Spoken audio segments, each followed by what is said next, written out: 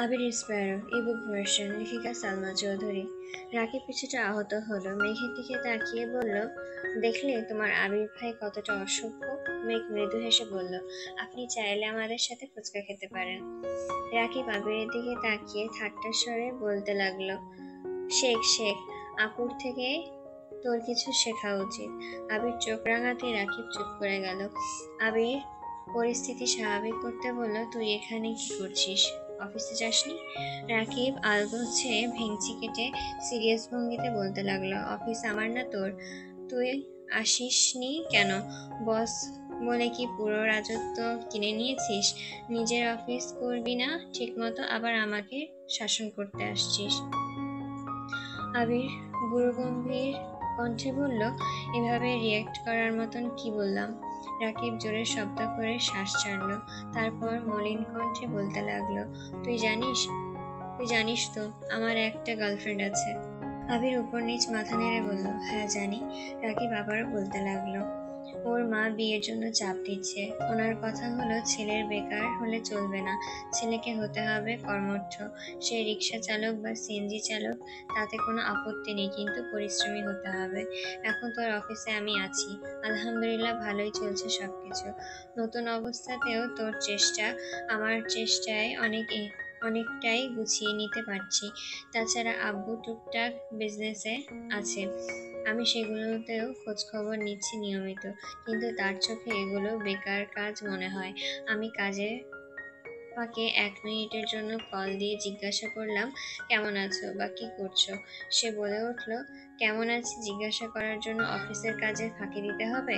তুমি আর আবির ভাইয়ার অফিসে সবচেয়ে আকাম্মা পাবলিক, এটা আমার বোঝা হয়ে গেছে। তোমার আর বিয়ে করতে হবে না, আমি আম্মুকে বলে দিব তুমি বেকার, তোমার জীবনেও কিছু হবে না। আবির মেঘ দুজনেই হাসছে। রাকিব মন ভরা কণ্ঠে বলল, তোরা হাসছিস? কোথায় গার্লফ্রেন্ড বয়ফ্রেন্ডকে সাপোর্ট করবে? বাবা মায়ের সামনে প্রতিবাদ করে বলবে আমি রাকিবকে ছাড়া কাউকে বিয়ে করব না, অথচ সে নিজেই বলে আমাকে বিয়ে করতে পারবে না। এই বিচার কোথায় হবে? আবির মৃদুস্বরে বলল, গার্লফ্রেন্ডের বিচার হবে এমন কোনো আদালত এখনো তৈরি হয়নি, তাই না মেঘ? মেঘ আলগোছে নিবু নিবু কণ্ঠে বলল, তালাক। আমি আমি কি জানি? রাকিব হেসে বলল, আচ্ছা মেঘ আপু, তুমি বলো, ধরো তুমি একজনকে ভালোবাসো, তাকে তার জন্য তুমি তোমার আব্বু আম্মুর সাথে ফাইট করবে না? অন্তত পক্ষে এটা স্বীকার তো করবে তুমি আমি আবিরকে ভালোবাসি। মেঘ আবির দুইজনে হতভম্ব হয়ে রইল। আবির সহসা রাগান্বিত কণ্ঠে হুঙ্কার দিল, কি সব বলছিস? রাকিব সঙ্গে সঙ্গে বলল, আরে বাবা, আমি উদাহরণ দিচ্ছি। মেঘ আড়ষ্ট কণ্ঠে বলল, আমি সেভাবে ভাবিনি কিছু। ভাবো ভাবো, এমন পরিস্থিতিতে পড়লে অন্তত পক্ষে আমার গার্লফ্রেন্ডের মতো কালনাগিনী স্বরূপ আচরণ করো না। মেঘ কিছু বলার আগে আবির বলে উঠল, দেখ, বিনে সুরে তোর কালনাগিনী চলে এসেছে। রাকিব রাকিব আতঙ্কিত চোখে তাকালো। রাকিব ঠিক পেছনেই রিয়া দাঁড়ানো। রাকিব সংকীর্ণ চোখে তাকিয়ে আছে। আবির বলল, আমি কিছু বলিনি, রাকিব তোমাকে কালনাগিনী বলেছে। মেঘ আবিরের হাতে চিমটি কেটে বিড়বিড় করলো, আপনি ওদের মধ্যে ঝামেলা লাগাচ্ছেন কেন? ভাইয়া, আপনি কি অফিসে ওকে কাজ দেন না? ও অফিসে বসে বসে একটু পর পর আমাকে রিলস পাঠায়, আম্মুর পাশে বসে থাকে। আম্মু তো সব দেখেন। তখন আম্মু সন্দেহ করেন আমাকে, বলে রাকিব কি আদৌ চাকরি করে? আমি তখন কি উত্তর দেব বলুন? রাকিব হুঙ্কার দিয়ে উঠল, আমি চাকরি করি না, আমি অফিসের বস, তাই না আবির? আবির হেসে উপর নিচ মাথা নাড়ল। রিয়া ক্ষেপে গেল, তুমি বস বলে কাজ করবে না? তোমার কেন মনে হয় আমি কাজ করি না? এই আবির, আমি কি কাজ করি না? এখন তুই আমার বস, সত্যি কথা বলবি। আবির স্বরে আবির স্বরে বলল, করিস, কিন্তু কম কম। কি? মেঘ সহসা গর্জে উঠল, দেখেন, ভাইয়া পর্যন্ত দেখলে ভাইয়া পর্যন্ত বললেন তুমি কিছুই করো না। ধুর, বিয়েই করব না। তুমি বিয়ে না করলে আমার বয়েই গেছে। মেঘ আপু, তুমি আমার জন্য মেয়ে দেখবে। তোমার ভার্সিটিতে সবচেয়ে সুন্দরী মেয়েটাকে পটিয়ে বিয়ে করে নেব। আবির নিঃশব্দে হাসছে। মেঘ আমতা আমতা করে বলল, ভাইয়া আপনি একটু চুপ থাকুন, আপু রেগে গেছে। রিয়া ছুটে এলো, রাকিবকে ধাক্কা দিয়ে সরিয়ে মেঘের সামনে এসে দাঁড়ালো। আদরে গলায় আওড়ালো, তুমি মেঘ? মেঘ হাসি মুখে মাথা নেড়ে সম্মতি জানালো। রিয়া আশ্চর্য নয়নে তাকিয়ে আবারও প্রশ্ন করলো, মানে তুমি মাহাদীপা খান মেঘ? জি। আল্লাহ, মাশাল্লাহ মাশাল্লাহ, কত কিউট তুমি, পুরো কিউটের ডিব্বা। আমি তো খেয়ালই করিনি তোমাকে। সঙ্গে সঙ্গে আবিরের দিকে তাকিয়ে বললাম, ভাইয়া আপনিও তো পরিচয় পরিচয় করিয়ে দিলেন না। আবিরের শান্ত জবাব, তোমরা ঝগড়া করছিলে তাই বিরক্ত করলাম না। ঝগড়ার জায়গায়। মেঘ সবার আগে। মেঘ তোমার কথা কত শুনেছি। ও সরি, এত শুনেছি যে তোমাকে দেখার জন্য আমি একসময় ছটফট করেছিলাম। রাকিবের সাথে ব্রেকআপ হলেও আমি এত ছটফট করতাম বলে মনে হয় না। আমার কত ইচ্ছে ছিল তোমাকে দেখার। রাকিবকে কত বলেছি দেখা করানোর কথা আমার সাথে, কিন্তু ও আমার কথায় পাত্তা দেয়নি। যাই হোক, অবশেষে দেখা হলো। মেঘ কৌতূহল কণ্ঠে জানতে চাইলো, আমার কথা কোথায় শুনেছেন আপু? রিয়া উত্তর দিল, রাকিব সারাদিনই তোমার প্রশংসা করে। কেন? আমাকে নিয়ে এত প্রশংসা করার কারণ কি? আবির মেঘের কানের কাছে ফিসফিস করে বলল, তোর মাথায় যে শিং আছে এটা বোধহয় ওরা জেনে গেছে।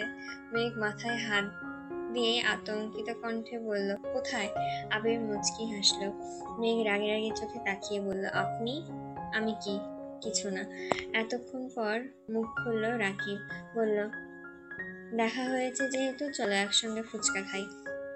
আবির সম্মতি দিল। সবাই একসঙ্গে ফুচকা খেতে বসলো। রাকিবরা একটু দূরে বসেছে। রাকিব আর রিয়া এখনো খুনসুটি করেই চলেছে। মেঘ তাদের দেখছে আর মিটিমিটি হাসছে। এতক্ষণে মামা 3 প্লেট ফুচকা নিয়ে এসেছে। আবির ফুচকা খাবে না আগেই বলেছিল। মেঘ আবিরের দিকে তাকিয়ে প্রশ্ন করলো, আপনি ফুচকা খাবেন না? না। কেন? ফুচকা পছন্দ না? আবির এপাশ ওপাশ মাথা নাড়ালো। মেঘ ঠোঁট উল্টিয়ে বলল, ফুচকাও কারো পছন্দ হয় না? আমার অপছন্দ। কি করব? মেঘ আশ্চর্য নয়নে তাকিয়ে আছে। আবির বলল, তোকে বারণ করিনি, তুই খা। মেঘ প্লেটে হাত নিয়ে চুপচাপ খাওয়া শুরু করলো। আবির বসতে আবির বসে বসে ফোন চাপছে। রাকিব রিয়া দূরে বসায় খুব একটা কথা হচ্ছে না।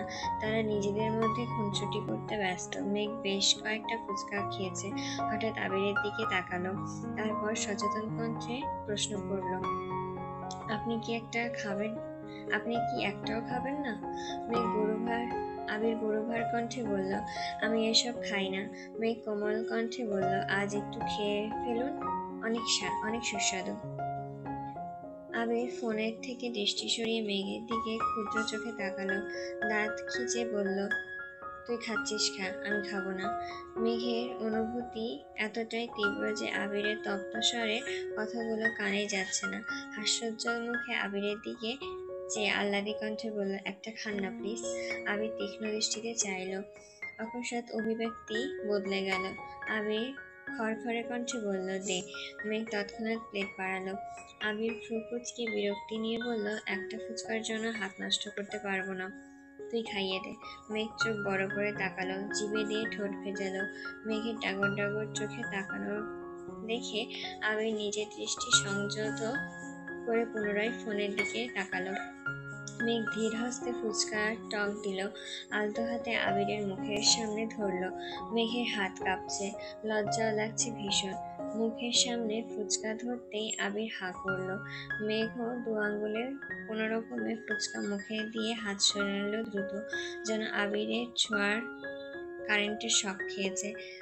ফুচকা মুখে পড়তেই আবির ভ্রু কুঁচকে চোখ বন্ধ করে নিল, কোনোরকমে গিলল। দাঁত কিরকির করছে।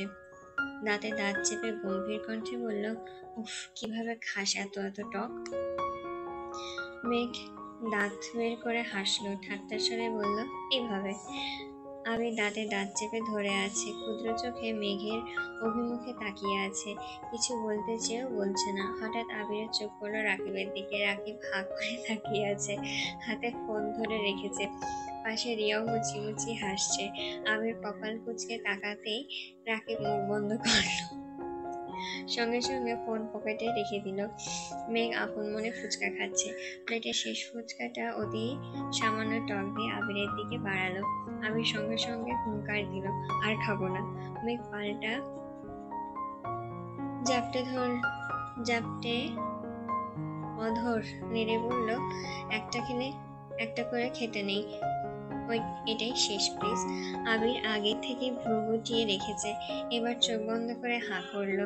তবে এটার টক কম দেওয়ায় তেমন প্রভাব পড়েনি। কোনো মতে খেয়ে নিল ফুচকাটা। একটু পানি খেয়ে মেঘের দিকে তাকিয়ে গম্ভীর কণ্ঠে বলল, এটা খেলে কি হয়? ও একটা খেলে কি হয়? মেঘ ঠোঁট ফুলিয়ে মেঘের ঠোঁটে ফুটে উঠল রক্তচাপার ন্যায় হাসি। তৎক্ষণাৎ হাসি থামিয়ে বলল, একটা খেলে পানিতে পড়ে যেতেন। আবিদ বোকার মতন চেয়ে আছে। কয়েক মুহূর্ত পর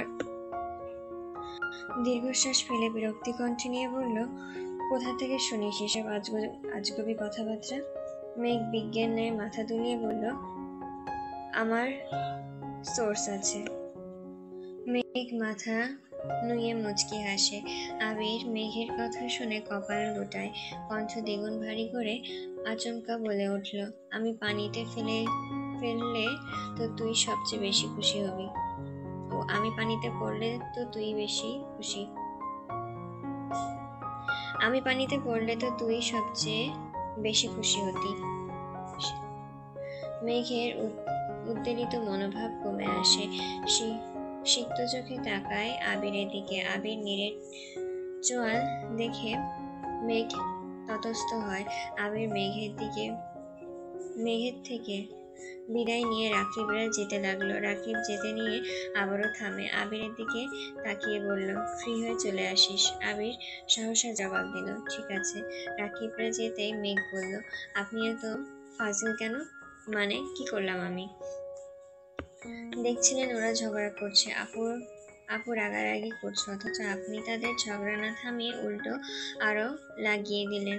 আপনার থেকে এটা আমি একদমই আশা করিনি। আবির চোখ দুটো ছোট করে গম্ভীর কণ্ঠে বলতে শুরু করলো, রাকিবকে তুই কতদিন হলো চিনেছিস? আজই তো প্রথম দেখলি। ও কেমন সে সম্পর্কে তোর একটুও বা ধারণা আছে? ওদের দুজনের সম্পর্ক এরকম, সারাক্ষণ ঝগড়া লাগে, একজন আরেকজনের ছেড়ে দিচ্ছে, আবার একটু পরে একসঙ্গে গল্প করছে, ঘুরতে বের হচ্ছে। ঝগড়া করতে করতে ওদের সম্পর্কের 5 বছর পেরিয়ে গেছে, বিয়ে ঠিক হয়ে যাচ্ছে। মেঘ অবাক চোখে তাকিয়ে বলল, 5 বছর? আমাদের বন্ধুদের সম্পর্ক 6 মাসই টিকে না। রাকিব ভাই আর 5 বছর একসঙ্গে আছেন? ভাবতেই পারছি না। আবির নিরস কণ্ঠে বলল, এমনও মানুষ আছে যারা এক যুগ ধরে এক মেয়েতেই আসক্ত হয়ে আছে, একতরফা ভালোবেসে দিনের পর দিন অপেক্ষার প্রহর গুনছে। ভালোবাসা মানুষকে নিজের করে পাওয়ার জন্য প্রতিনিয়ত নিজের সাথে নিজে যুদ্ধ করছে। প্রতিটা মোনাজাতে কাঁদতে কাঁদতে শুধু তাকেই যাচ্ছে। তাদের তুই কি বলবি? মেঘ মাথা নিচু করে ধীর স্থির কণ্ঠে বলল, তাদের নিয়ে কিছু বলার মতন যোগ্যতা আমার নেই। আমি এ ব্যাপারে অনভিজ্ঞ একজন মানুষ। আবিরের মুখ ভার, কিছু বলছে না। মেঘ মৃদু স্বরে আওড়ালো, একটা কথা জিজ্ঞাসা করব? বল। রাকিব ভাই আবার রিয়া আপু আমাকে কিভাবে চিনলেন? আবির শান্ত জবাব, রাকিব আমার বেস্ট ফ্রেন্ড। রাকিব আমার সম্পর্কে A to Z জানে। তানভীর, আদি, মিম সবার কথাই জানে। আর রিয়া যেহেতু রাকিবের গার্লফ্রেন্ড বা ফিউচার ওয়াইফ, তাই রিয়ার অজানা থাকার কথা না। মেঘ সন্দেহান দৃষ্টিতে তাকিয়ে থেকে আবারও বলতে লাগলো, আপনাদের সাথে আমার কত বছর পর দেখা হলো, আপনারাই তো আমার কথা মনে ছিল না। তাহলে রিয়া আপু আমাকে দেখার জন্য এত আগ্রহ কিভাবে জন্মালো? কিছুতেই কোনো কিছুই বুঝতে পারছি না। আবির 2 কদম এগিয়ে মেঘের ঠিক সামনে দাঁড়ালো। সন্ধ্যা হয়েছে, অনেকক্ষণ হলো। আকাশে বেশ অন্ধকার, কেবল ল্যাম্পপোস্টের আর ছোট ছোট দোকানের নিজস্ব লাইট জ্বলছে।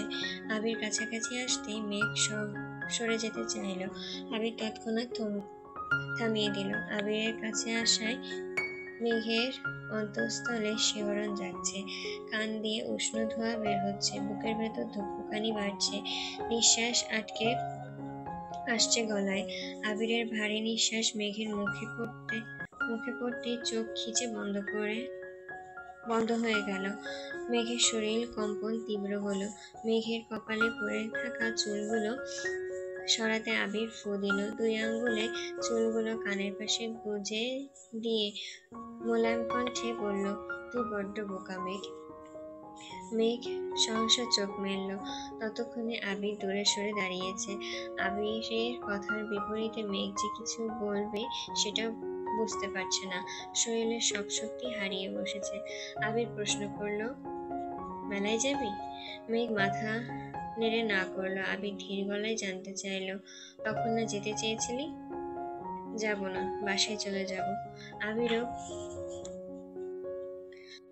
আবির খুব বেশি জোর করেনি। বাইক চালাতে শুরু করলো। মেঘ এলোমেলো চুলগুলো উড়ছে এদিক সেদিক। প্রশান্তির হাওয়া বইছে অন্তরে। মাত্র কয়েক ঘন্টার ব্যবধানে আবির মেঘের মনে জায়গা করে নিয়েছে। আবিরের চাহনিতে বুকের ভেতরে জলোচ্ছ্বাসের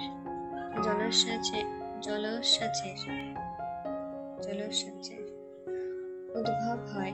আবির কাছাকাছি আসতেই মেঘের মন কেমন করে। মেঘকে বাসায় নামিয়ে দিয়ে আবির চলে গেল। মেঘ বাসায় ঢুকতেই দেখলো মোজাম্মেল খান সোফায় বসে আছেন। মেঘকে দেখে বলল, কোথায় গিয়েছিলে? বন্যাদের বাসায়। তানভীর আসেনি? মেঘ উত্তর দিল না। তানভীর কোথায় আছে সে খবর তো নেওয়া হয়নি। এদিকে ফোনটাও সাইলেন্ট করে রেখেছে। মেঘ আস্তে করে বলল, কাজ আছে ভাইয়ার। ও, শুনলাম আবির এসেছে। মেঘ নরম স্বরে জবাব দিল, হ্যাঁ। কোথায়ও কি জানি। মোজাম্মেল খান বললেন, ঠিক আছে, রুমে যাও। মেঘ স্বস্তির নিঃশ্বাস ছেড়ে হাসি মুখে রুমে চলে গেল। তানভীর হাসপাতালের করিডোরে বসে আছে। তানভীরের কাছের বন্ধু মৃদুলের বাবা অসুস্থ। হঠাৎ মিস ইগলিস নামে সেভ করা এক নাম্বার থেকে কল এলো। তানভীর আলগোছে ভ্রু কুঁচকে বিড়বিড় করলো, ও হঠাৎ আমাকে কল দিল কেন? তানভীর কল রিসিভ করলো। গুরুগম্ভীর কণ্ঠে বলল, হ্যালো। ওপাশ থেকে বন্যা ডাকলো, তানভীর ভাইয়া? বন্যার আদরে কণ্ঠে তানভীরের মনের সাপের ছোবলের মতন লাগলো। বিষের মতন জ্বলছে শরীর। অনিচ্ছাকৃতভাবেই ভীষণ ক্ষেপে গেল তানভীর। বিরক্তির স্বরে বলল, তোমার কোন জন্মের ভাই?